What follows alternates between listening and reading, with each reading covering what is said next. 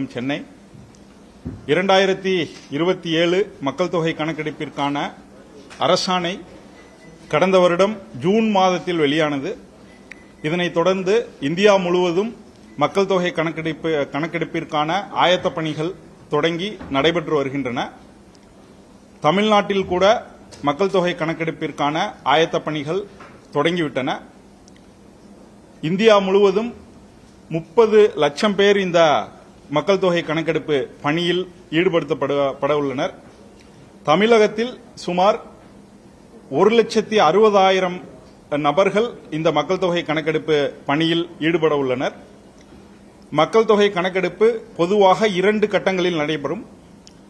முதல் கட்டம் என்பது வீட்டு பட்டியல் மற்றும் வீட்டு வசதி கணக்கெடுப்பு.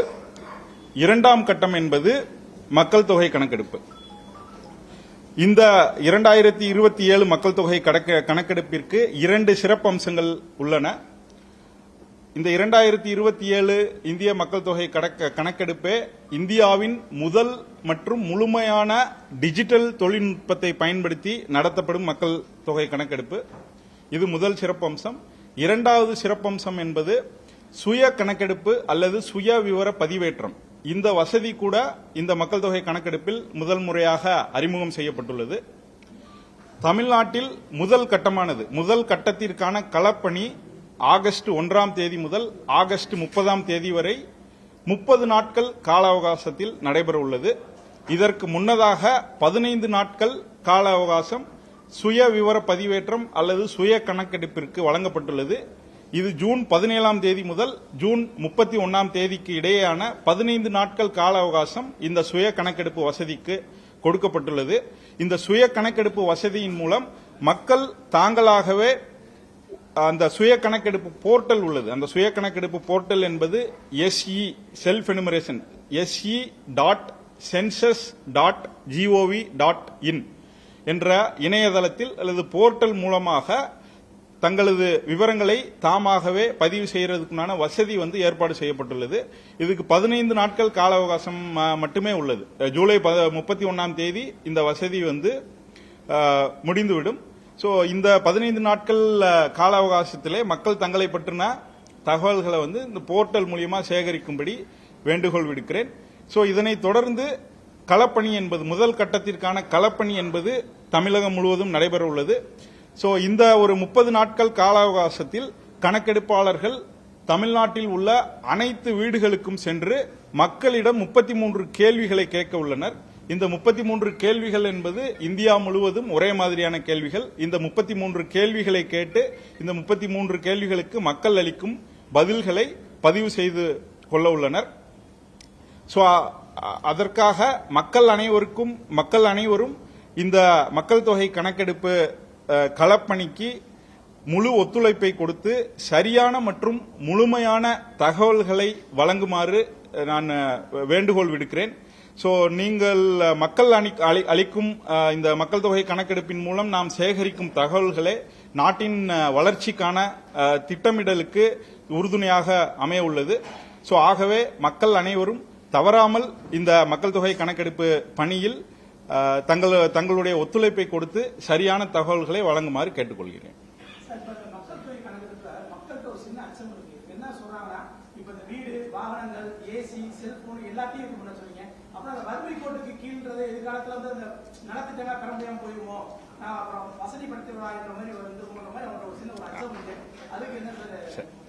இது நம்ம பொதுவா ஒரு இன்ஃபர்மேஷன் தான் நம்ம கலெக்ட் பண்றோம்.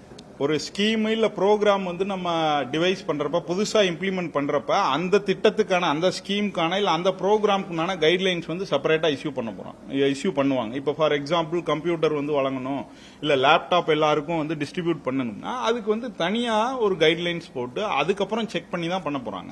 நம்ம இந்த மக்கள் தொகை கணக்கெடுப்பு இந்த எக்ஸசைஸ் மூலியமா நம்ம கலெக்ட் பண்ற இன்ஃபர்மேஷனை வச்சு எந்த ஒரு பெனிஃபிட்ஸும் டைரக்டா டிசைட் பண்ண மாட்டாங்க. நம்ம இதுல கலெக்ட் பண்ற இன்ஃபர்மேஷன் பிளானிங்க்கு தான் யூஸ் ஆக போகுது. இது ஒரு ஃப்ரேம் ஒர்க்கா ஒரு பேஸா பயன்படுத்த போறாங்க. இந்தியாவில் ஓவராலா இத்தனை குடும்பங்கள் மொபைல் இருக்கு இல்ல இத்தனை குடும்பங்கள்ல டிவி இருக்கு. இந்த மாதிரி தான் நம்ம ஒரு தகவல் நம்மளுக்கு கிடைக்க போதே ஒழியா சோ இவங்க வீட்டுல டிவி இருக்கிறதுனால நாளைக்கு இதே ஒரு பேஸா வச்சுட்டு இவங்க வீட்டுக்கெல்லாம் டிவி கொடுக்க கூடாது அப்படி வரவே வராது. இந்த இந்த இன்ஃபர்மேஷன் எல்லாமே இரண்டாம் கட்டத்திற்கான ஒரு ஃப்ரேம் ஒர்க் தான் நம்ம முதல் கட்டத்தில் நம்ம வந்து பயன்படுத்த போறோம். ரெண்டாவது, இண்டிவிஜுவலான எந்த டேட்டாவையும் எந்த ஒரு பிளாட்ஃபார்ம்லையும் வந்து நம்ம ஷேர் பண்ண போறதில்லை. இந்த சாலையோர வசதிகள், அதாவது நம்ம வீடு இல்லாதவங்கன்னு வச்சுக்கலாம், சாலையோரம் மட்டும்ன்றதுக்கு பதிலாக வீடு இல்லாதவங்கன்னு வச்சுக்கலாம். மக்கள் ரிலேட்டடா இருக்கிற எல்லா கேள்விகளுமே இரண்டாம் கட்டத்தில் தான் இடம்பெற உள்ளன. அந்த டயத்தில் வந்து நம்ம முதல்ல எல்லா வீடுகளுக்கு சென்று எல்லா இன்ஃபர்மேஷன்லாம் கலெக்ட் பண்ணிட்டு, அது பிப்ரவரி 2027 இரண்டாம் கட்டம் நடைபெற உள்ளது. யார் வீடுகள் இல்லையோ லாஸ்ட் 1 or 2 days அவங்களுக்கு வந்து ஒரு ஸ்பெஷல் டிரைவ் வச்சு வீடு இல்லாதவர்களை வந்து கணக்கெடுக்கிறதுக்குண்டான பணி வந்து இரண்டாம் கட்டத்தில் நடைபெறும் பிப்ரவரியில்.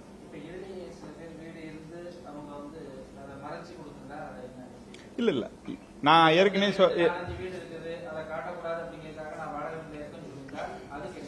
இல்ல, மக்கள் வந்து அந்த மாதிரி அச்சப்பட வேண்டிய அவசியமே இல்லை. நம்ம இதுல கேட்கறது வந்து, ஒரு வீடு இருக்குன்னா அந்த வீட்டுல நார்மலா வசிக்கக்கூடியவங்க யாரு அப்படின்னு தான் நம்ம கேட்கிறோம்.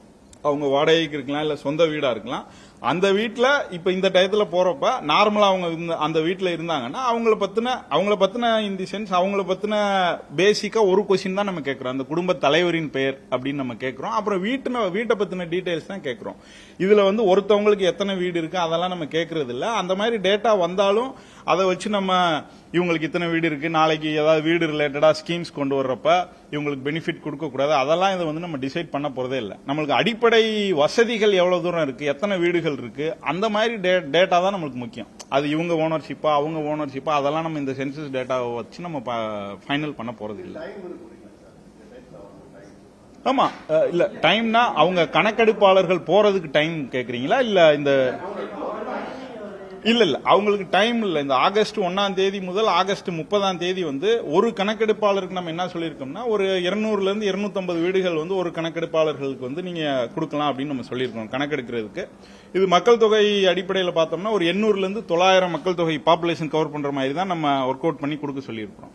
அவங்க வந்து இந்த ஒரு மாச இடைவெளியில, இந்த ஒரு மாசம் இந்த 30 நாட்கள் கால அவகாசத்தில் அவங்களுக்கு விருப்பப்பட்ட டயத்தில் போய்க்கலாம். மேபி அவங்க ஸ்கூல்ல ஒர்க் பண்றாங்கன்னா மார்னிங் ஸ்கூலுக்கு முன்னாடி போகலாம், இல்ல ஈவினிங் போகலாம், இல்ல லீவ் நாள்ல போகலாம். அது வந்து அவங்களுக்கு கம்ப்ளீட் ஃப்ரீடம் இருக்கு. நம்ம இப்படிதான் போகணும் அப்படிதான் போகணும்னு நம்ம எதுவும் அவங்களுக்கு இன்ஸ்ட்ரக்ஷன்ஸ் வந்து கொடுக்கல.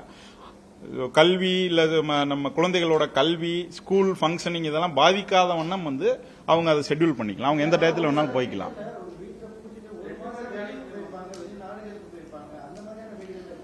இந்த ஒரு மாச பீரியட்ல வந்து போறப்ப அவங்களுக்கு ஒரு 200 வீடு இருக்குன்னு வச்சுக்கோங்களேன். அந்த 200 வீட்டுக்கு அவங்க போறப்ப சில வீடுகள் வந்து பூட்டப்பட்டிருக்கும், அடைக்கப்பட்டிருக்குன்னா அவங்க அதெல்லாம் ஃபர்ஸ்ட் ரவுண்ட்ல மார்க் பண்ணிக்கிடுவாங்க. இந்த வீடுலாம் லாக்டா இருக்கு, ஃபர்ஸ்ட் டைம் போறப்ப இந்த வீடுலாம் லாக்டா இருக்குன்னு மார்க் பண்ணிக்கிடுவாங்க. அப்புறம் 2வது ரவுண்ட் போவாங்க, ஈவன் 3வது ரவுண்ட் வரைக்கும் கூட போவாங்க. லாக்டா இருக்கிறப்ப என்ன பண்ணுவாங்க, இந்த பக்கத்து அக்கம் பக்கத்துல யார் இருக்காங்களோ அவங்க கிட்ட வந்து சொல்லிட்டு வருவாங்க. முடிஞ்சா அவங்க கிட்ட போன் நம்பர் கூட நம்ம கலெக்ட் பண்ணிக்கிற சொல்லிருக்கோம். அந்த வீட்டுல யார் வசிக்கிறாங்களோ அவங்களோட போன் நம்பர் இருந்தா கொடுங்கன்னு கூட நம்ம வாங்கிட்டு அவங்க கிட்ட கணக்கெடுப்பாளர் வந்து நம்ம பேச சொல்லிருக்கோம். அவங்க பேசிட்டு அவங்க எந்த டயத்துல அவைலபிளா இருக்கிறாங்க, இல்ல ஒருவேளை சாட்டர்டே சண்டே வந்துருவாங்களா, இல்ல ஈவினிங் வந்துருவாங்களா, அந்த மாதிரி கேட்டுட்டு வந்து நம்ம போக சொல்லியிருக்கோம். மொத்தமா வந்து 2-3 டைம் வந்து நம்ம போக சொல்லியிருக்கோம். அந்த 30 நாட்கள் பீரியட்ல வந்து லாக்ட் ஹவுசஸ் இருந்தால் 2-3 டைம் வந்து அட்டம் பண்ணி பார்ப்பாங்க. ஸோ அட்டம் பண்ணி பார்த்துட்டு மோஸ்ட்லி டேட்டா வந்து கலெக்ட் பண்ணிடுவாங்க. போன் வாங்கியாவது கலெக்ட் பண்ணுவாங்க. அவங்கெல்லாம் அங்க வந்து கணக்கெடுக்கப்பட்டிருப்பாங்க. இப்ப இங்க இருந்து வந்து யாரோ ஒருத்தவங்க டெல்லியில போய் வேலை நிமித்தமா வந்து டெல்லியில வந்து அவங்க பணிபுரியுறாங்கன்னா, டெல்லியில இதே மாதிரி நடக்கிறப்ப அவங்க எல்லாம் அங்க வந்து பண்ணிருப்பாங்க, கணக்கெடுத்திருப்பாங்க அவங்கள. இல்ல அதர் நேஷன்ஸ்ல இருக்கிறவங்க கரெக்ட் கரெக்ட். உங்களுக்கு கொஸ்டின் புரியுது. இப்ப நார்மலாவே அவங்க வெளியிலேயே தான் இருக்கிறாங்க, ரொம்ப நாளா அவங்க வெளிநாடுகள்ல தான் இருக்கிறாங்கன்னா அவங்கள வந்து நம்ம இதுல கணக்குல எடுத்துக்கிற மாட்டோம். இது வந்து இந்தியாவில இருக்கிறவங்க மட்டும்தான் நம்ம பாக்குறோம். இந்த டயத்துல இந்தியாவில இருக்கிறவங்க மட்டும்தான்.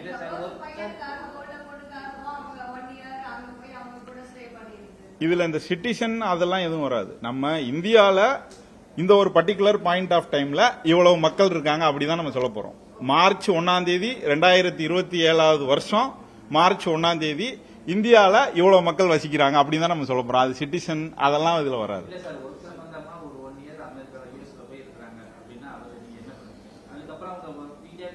நான் தான் சொல்றேன், அது வந்து அந்த சிட்டிசன் அதெல்லாம் நம்ம அப்படி பாத்துக்கிற முடியாது. அவங்க வந்து அங்கதான் இருக்கிறாங்க. இந்த டயத்துல அவங்க இந்தியால இல்ல. அந்த அந்த அந்த பேஸ் வந்து வரவே வர, அதை தான் நான் கிளாரிஃபை பண்றேன். இதை பேஸ் பண்ணி நம்ம எந்த ஒரு ஸ்கீமோ இல்ல ஓட்டிங் ரைட்ஸோ இல்ல சிட்டிசன்ஷிப்போ அதை நம்ம டிசைட் பண்ண போறது இல்ல. இது வந்து ஜஸ்ட் நம்மளுக்கு வந்து ஒரு ரெஃபரன்ஸ் டேட்டாவா இந்தியாவில் இவ்வளவு மக்கள் இருக்கிறாங்க, இவ்வளவு வீடுகள் இருக்கு, இவ்வளவு வசதிகள்லாம் இருக்கு, இதை தெரிஞ்சுக்கிறதுக்கு நாளைய திட்டமிடலுக்கான ஒரு பேஸ் தான் இது. சுய கணக்கெடுப்புல மதுரை மாவட்டத்தில் இது வரைக்கும் ஒரு 9,000 வீடுகள் அவங்க வந்து இந்த சுய கணக்கெடுப்பு மூலியம் பதிவு செஞ்சிருக்காங்க. 9,000 வீடுகள். நீங்க தான் இது நல்லா இன்னும் பப்ளிசிட்டி வந்து பண்ணணும்.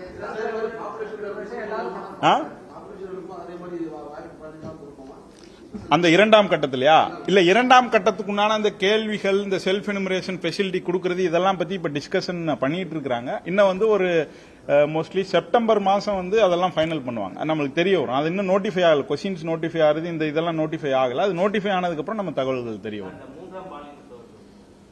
இல்ல, மூன்றாம் பாலினம் அப்படின்னு நம்ம ஸ்பெசிபிக்கா அதை பத்தின டீடைல்ஸ் வந்து நம்ம கலெக்ட் பண்றது இல்ல. இரண்டாம் கட்டத்தில் வந்து அதுக்குண்டான கேள்விகள் இடம்பெறலாம்.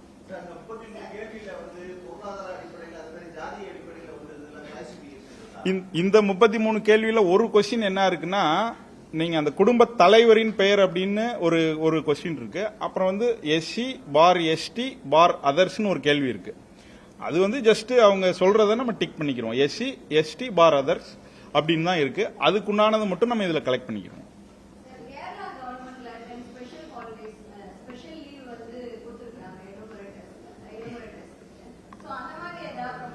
இல்ல, நம்ம இதை வந்து டிஸ்ட்ரிக்ட் கலெக்டர்ஸ் தான் பிரின்சிபல் சென்சஸ் ஆபீசர்ஸா இருக்கிறதுனால அவங்களோட டிஸ்கிரிஷனுக்கு நம்ம விட்டுட்டோம். அவங்க மாவட்டத்துக்கு வந்து அவங்க டீச்சர்ஸ் எவ்வளவு பேர் வந்து இதுல இன்வால்வ் பண்ணியிருக்காங்க, இல்ல வேற கவர்மெண்ட் ஸ்டாஃப் எவ்வளவு பேர் இன்வால்வ் பண்ணியிருக்காங்க, எத்தனை ஸ்கூல்ஸ் இருக்கு, டீச்சர்ஸ்க்குமான ஒர்க் லோடு எப்படி இருக்கு, அதெல்லாம் பொறுத்து அந்த பிரின்சிபல் சென்சஸ் ஆபீசர் வந்து சார்ஜ் ஆபீசர்ஸ் கூட டிஸ்கஸ் பண்ணிட்டு அவங்க லோக்கல் அரேஞ்ச்மெண்ட்ஸ் பண்ணிக்கலாம். ஏன்னா ஒரே நாம்ஸ் வந்து ஃபுல்லா ஸ்டேட் வைடா பண்றது வந்து கஷ்டமா இருக்கும் அப்படின்றதுனால நம்ம கலெக்டர்ஸுக்கும் அந்த சார்ஜ் ஆபீசர்ஸ்க்கும் அந்த டிஸ்கிரிஷன் கொடுத்துருக்கோம்.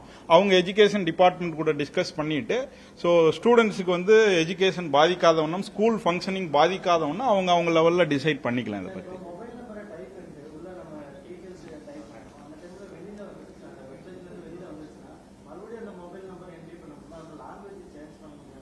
ஆமா. இல்ல, நம்ம இந்த செல்ஃப் எனுமரேஷன் போர்ட்டல்ல வந்து நம்ம அக்சஸ் பண்றப்ப அந்த குடும்ப தலைவரின் பெயர் ஒரு டைம் கேட்கும், லாங்குவேஜ் ஒன்னு கேட்கும், மொபைல் நம்பர் ஒன்னு கேட்கும். இது 3 வந்து சேஞ்ச் பண்ண முடியாது. இந்த 3 வந்து ஒன்ஸ் நீங்க என்டர் பண்ணிட்டீங்கன்னா அது வந்து ஃபைனல். அதை வந்து நம்ம சேஞ்ச் பண்ண முடியாது. ரெண்டாவது, நீங்க டீடைல்ஸ் எல்லாம் என்ட்ரி பண்ணதுக்கு அப்புறம் லாஸ்டா வந்து உங்களுக்கு சப்மிட்டுக்கு முன்னாடி வந்து